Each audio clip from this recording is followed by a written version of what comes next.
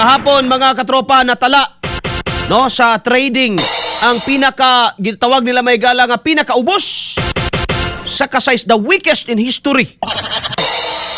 Bong laina ni Bong oy sa imo man gyud ngano man gyud ako mo basol nimo Pangulong Bongbong Marcos ha. Pero sulagma ba nga sa imong panahon ni nahitabo tanan? I think it's a challenge sa imuhang giingong presidency o diskarte mga kaigsuunan. Pero no need na, di na siguro kinahanglan pang i-prove pa. Kita naman nato ang katag bay. Kaya mukat naman gani karon pa. How much more may galag mo dugay pa ni. Laliman mo na mga katropa nga kagahapon in a midday trading mga higala. Nagsarado ang foreign exchange mga kaigsuunan o ganaa sa lang asa na ba to ako ang ni naa may gala sa originally 60.4 no pesos matag dolyar kagahapon mga higala, pero of course napapay mga kausaban, so ang final is 60.1. Sumala may gala sa mga analis nga ang padayong pagsaka sa presyo sa lana sa kalibutanong merkado o ang tensyon sa Middle East mo hinungdan sa pagtiurok the lowest in history, the weakest in history mga higala. Di pa kaulawan yun ni mo Bong imuhang bansagon. Sa panahon sa imong amahan, mas dako ang piso kaysa dolar. Karon mga higala, nako, gilubong pag-ayo mga kaigsunan. Murag pila to sa una? Gamay ang value may galas dollar sa una during Marcos time. Pero karon sa iyang amahan, karon mga igsuon, sa panahon mga higalang BBM, ala. Well, we like it, whether we like it or not, maapil ni sa imong record sa imuhang administrasyon. Nga nahitabo sa imuha, the lowest in history. Usa ka dolyar, bugti mga higala sa 60 pesos. Pero tinagyod in taon mga higala kaluoy sa atong kwarta. Ang kulbaan ni maabot pa nig 80, no? Which is posible pa na mga higala. Nasumala sa mga analis nga gumikan kini mga igsoon sa padayong pagsaka sa presyo sa lana sa kalibutanong merkado o sa world market bay. Gumikan sa tensyon sa Middle East nga mo hinungdan sa pagtiurok may gala sa peso. Bullseye! Bullseye! Mi saka na may gala sa 108 ang matag bariles. Ni saka na lang 108. Pero ang ato mga igalang excise tax wa paghihapon malif. Ingos BBM may gala nga pag-abot ko ng 80 per barrel malampas ko no. Kaya mo na mga triggering factor, niabot na lang karong 108, wa pa manggihapon may gala na aprubahan. Pagka, naagi analysis paralysis ni nga tao bay? Bullseye! Mugay nang sa siging pautok mga igala, mapas mo na hinuon. Katropang Arnel Cortez. Misa ka na may gala sa 108, matag $100, $108 ang matag barrel sa presyo may gala sa produktong petrolyo sa world market. Nunot ka na maigsuon sa nagalungtad nga gera sa Middle East mga kaigsunan. Bullseye! Bullseye! Gani nagbahad pa gyud karon may gala ang Iran nga targeto na sad nila ang mga pasilidad sa petrolyo sa ilang mga silingan nga mga nasod. Nya kita nagsaligta sa ginatawag nga Dubai crude oil.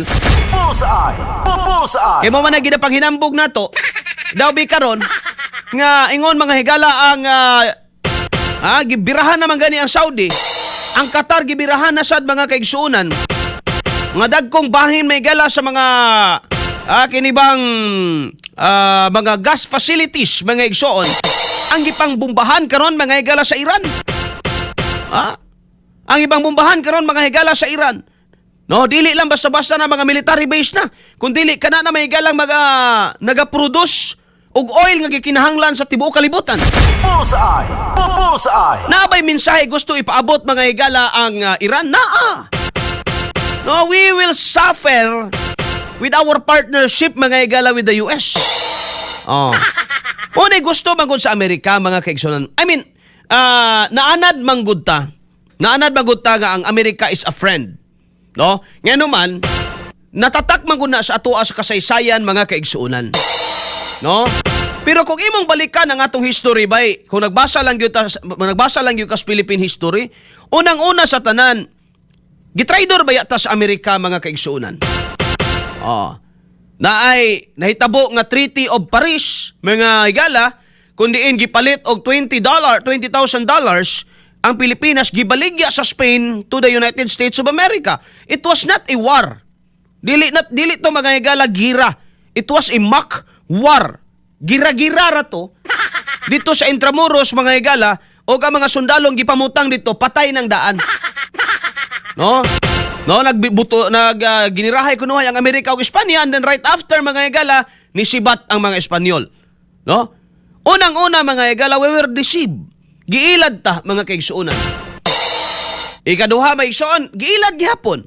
Nga matod pa niya sila sa Pilipinas as a friend. So silang gihimo mga higala, ilang gipagtanggal tanan mga Pilipino, gipagawas ang nabilin may higala sa Intramuros puro Amerikano. Karon naputol lang gyud to, gumikan kay naamang mga Hapon. Pagtirada sa mga Hapon, o nanginahanglan nag-alay ang Amerika, didto, amigo na ta. So kada ato mga higala, we suffer. Hantod mga higala, sulod sa kapin upat ka tuig nga gubat, tali sa mga Hapon, in 1941 to 1945, hantod nga nibalik mga higala si MacArthur, and because of the I shall return of MacArthur mga higala, diha ta nadaot, kay nagtuog yun ta mga higala nga benevolent gayud ang Amerika. Bullseye! Bullseye! Diba? Benevolent yun, maayog yung kabubuton may gala sa Amerika, nagtuo magudtaan na. Pero kung imong tanawon ba, kining Amerika mga igsoon, kining Estados Unidos, maro ka ini. Dili ni mga igala basta-basta makikipag-partner, sa nasod gawa siya matiti. Paggamit, manggagamit ni. Pag-partner ka niya bagay igsoon, meaning naa siya makuha ni mo. Nga mas daghan ang iya makuha kaysa makuha ni mo siya. No? Kaya pananglitan karon mga higala dres Pilipinas, unsa may iyang interest nganong di man gyud niya buhian, anong gusto man gyud niya ang Pilipinas, ipamugos man gyud niya ng Enhanced Defense Cooperation Agreement or EDCA. In fact, may higala na ibalikatan nganong ipamugos man gyud na because strategic ang atong location for the control of geopolitics. For example, kinsa may ilang isa sa mga superpower or gamhanan may gala nga nasod karon nga pwedeng muatbang sa Amerika, it's China. And Philippines may gala is strategically located na himutang ta sa lugar nga pwede tang muatake sa China mga kaigsuunan. Or vice versa, pwede tang atakiyon sa China. Kaya kung ang eroplano mulupad pagikag Amerika, kung ang ilang base gikan sa Amerika mga higala or gikan pa sa Hawaii, layo pa. No, layo pa ma-intercept pa sila. Whereas mga higala, kung gikan ang ilang base gikan sa Pilipinas mga kaigsuunan, yung American base, mga katropa, dool ra makaabot ra sa Amerika. I mean sa China. Samantala ang China wala na siya base may gala nga dool dito sa Amerika mismo mainland. Di ba? Ang naa siguro kung amigo niya ang Russia, well ang Alaska. Ang Alaska kay nasumpay ra man na siya mga kaigsuunan. Pero mainly kung yung kag China, magdugay pa kaabot. Pero kung tinud-anay mga higala, simba ko lang magira, siyempre, ang China di po na matog. Mubalos magyud na. Asa man siya mubalos? Kung asa nahimutang ang military base. Nasimba ko ang military base na higala nahimutang diri sa Pilipinas because of EDCA. So siyempre, mubalos na diha. So asa na paingon sa Pilipinas? Sa Pilipinas, kinsay maipit? Pilipino. Nahitabo naman na sa kasaysayan, di ba? Ipit lang ta. Panahon sa mga Hapon, mga higala, kita ba na target sa mga Hapon? Unsa may intay matiti sa mga Hapon sa atuwa sa una eh. During that time, mga higala, Japan is already an empire. Way advanced, mga higala, kaysa atua. Ang uban na ito, mga kaigsuna, mga Pilipino, gabahag pa na mga panahon na. Kisara may nagdumala atong Pilipinas sa una, kisara may nakasuot, may galag mga barong Tagalog, mga kurbata sa una, may galag katong mga grupo nilang Rizal. Kadto sila mga kaigsunan. Pero ang uban na ito, mga kaigsunan, mga Pilipino, sus na pa intaos kabukiran na muyo ato. Mayroong kag Japan ato, nanay sundalo. Mayroong kag baga Hapon ato mga higala. Sus, nanay eroplano ang Hapon. Anang 1941, nanay eroplano ang Hapon. Ang Pilipinas, mga higala, planggana pa inaa. Tinood man na. May malimod ba na mo na mga higala? 1941, may eroplano na ang Hapon. Ang Pilipinas, anang tuiga, may kuan na bata? O siya may naan na to? Alas 8:02 na may gala antak na sa ato ang pagpanaguban-uban. So, kana, kisa may ipit karon mga kaigsuunan. Ipit ta. Ang mensahe sa Iran karon mga igala, gusto nilang palayason, gusto nilang mahawa mga igala, kay gusto man god ang Amerika nga mo control sa oil mga igala sa Middle East. Oh, dili gusto ang Iran ni ana. Oh. Kay kabalo ka sa kalibutan mga igala sa geopolitics. Pagka ikaw naghawid sa pinaka-importante nga resources, may gahom ka. No? You hold the power. Sige, hilabti ko, di ba? Tiurok mo tanan. Wagin mo yung gasolina. O gusto na sa US may gala. Nga naman, sumpay na sa gahom o bahandi. Sumpay na, of course, may gala. Oil good imuhang rekursos diya. Sumpay na siya magakaigsunan. So, at all cost, buhato na niya mga higala. Tawaragod ng katupaglubong sa mga general, sa mga Iranian general. Makaingon ka ba nga, murag wala manigi daog-daog ni mga tawhana, kay priti man daghana ba eh? No? Basig, ang ginapakita sa ubang mga media outfit, labi na sa mga international nga utro pa mga bakakon ba yan ang uban? Oh. Ang ginapakita nila nga perting kahudas may gala ang leader sa Iran. Pero kung mangutana day ka may gala sa mga Iranian, just like what happened to Saddam Hussein may gaysoon, dili man di ay. Maayo man day ilang pamalakad dito ay. Bullseye! Bullseye! For example ba sa Iran, tanawon na guni mo mga katropa katong funeral sa usa ka general nga namatay mga igala sa pagkining airstrike. Grabing daghanas mga tao bay. Makaingon ka siya rugi pang tiunan ni tanan ni mga tawhanan ni patapukon lang dire. Meaning they have that support ngadto mga igala sa ilang gobyerno. Ngano man, basig mali ang atong madungog mga igala sa mga international media nga otro pod bayang mga bakako ning uban. Oh. Kasultihan tala mo sinuod, daghag mga mahitabo may galas kalibutan nga dili ipakita sa media. No? Labi na ni mga media giants mga igala, bisag diri sa atuas Pilipinas. Dili nila na mga igala ginapakita nga mga realidad, ngano man madaot man ang kasamtangan nga mga administrasyon. Oh, panalitan kining droga karon.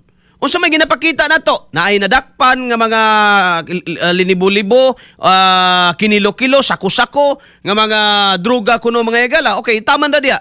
Aron napakita may igsoon nga dunay effort ang atong gobyerno. Pero naaba mga higalay nagdokumento? Kung pwede pa lang ako'y magdokumentaryo ani ba? Sige daw be. Suklan ko ni Dong. Uban ka Dong? Magdokumentaryo ta. Ha? Atong i-dokumentaryo tanan nga mga nagdroga sa una, panahon ni Digong ni Undang, unya pagbalik pag-abot karon ni Marcos na malik. Pinawa. Ay. Sige. Sukol mo. Pasawalag yun sa baay. Be. Tawagi ko ninyo kaya mag-interview ta. Nganong namalik man mo. Oh.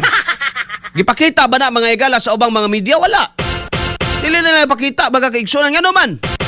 Makita man diha may igala, mo gawas man ko diha nga huyang kining administrasyon karon og way pakialam og plantalya lang ng dakop-dakop kunuhay pero tinud-anay nagbaha ang droga mo ni pinakadaghang supplies Pilipinas karon mga igala. Bugas medyo balakat ana. Pagkaon medyo ipit ta ang pagkaon. Sa oil medyo ipit ta mga igala. Santon Herbal Oil noon dahil tayo daghan ana. Santon Herbal Oil tanggal pamaol nimo diya. Pati mga kuto kaspa lupad. No, Santon Herbal Oil mapalit mga igala sa naguna mga tinuod na nay Santon Herbal Oil bay. Pero droga na to. Kana ubay-ubay. Tagang bitaw stock karon ang droga. May nang uban diha may galaw ani pakialam mga sinako-sako pambilin na lang sa dalan. Bloki-bloki na may gala. Bot pa siya bot kabi. Nag-awas-awas ang stock sa una may gala. During Duterte time, whether buto o kag dili, bahala kag di ka muto, problema na nimo na. Pero ni barato bayag gyud ang droga, ni mahal may gala ang droga sa una. Ngano man, lisod mang paliton. Karon, barato ra mang droga ron. Ang mahal karon gasolina, pagkaon, droga, barato. Pinawa. Yen Chang ang Pinas 1941 na anatay wakwak anang time. Kanang wakwak since time immemorial pa na. Yang Cheng naangin tas kabugo ni Boy Tulo. Tanimor Guliban, sir, malipay mi og 60 ang dalar, ang luoy kanang way dalar. Abi nimo ang luoy ani Tanimor, kami, no, diri sa mga palaliton. Og mao ra man gihapon, no? Mao ra man gihapon kay ingnangano. Kamo nga dunay dalar, malipay mo ana. Pero ang inyong dalar ipadabay sa ninyo diri sa Pilipinas. Oh, kay inyong para magamit sa inyong mga kabanay nga naa diri. Mao ra gyapong istorya kay ngano, pagka ingana kahuyang ang piso, naturalmente ang sunod ana bisag kinsang ekonomista may galay mong pangutanon, inflation gyud. Unsa may pasabot anang inflation? Weak ang imong kwarta, mahal mga higalang palaliton.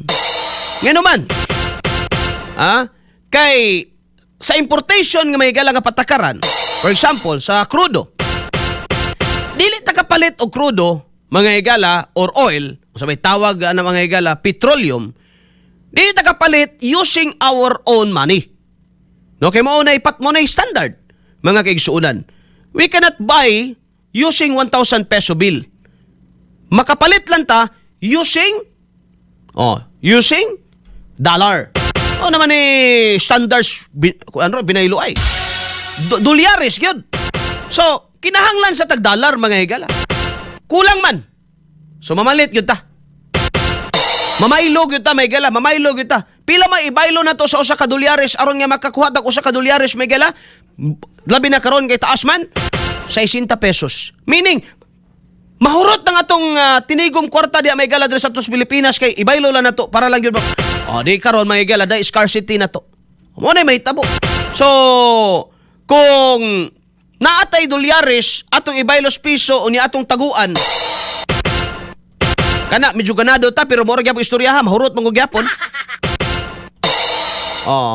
Pero ang mga palaliton padayong gasaka bisan pag ang imong isa ka dolyar bayluan pagkag 120, unya ang kilo sa bugas mo abot simbako uroy 80.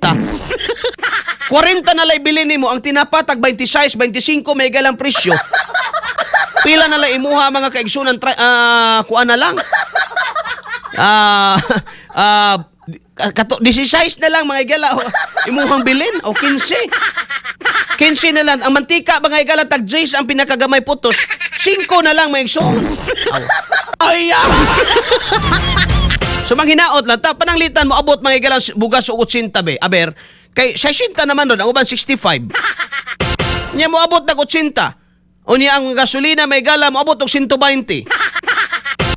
Ay kung ina may gala ubang mga palalito mo ingog.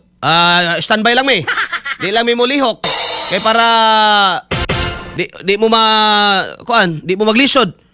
Siguro kaya na may gala for 1 month kay niingon man mga igala mga manufacturer karon yes buhaton na mo na just for a month mga igala walay paglihok sa tinapa, mga udong, miswa uban pa may galang kalanon kabus in taon.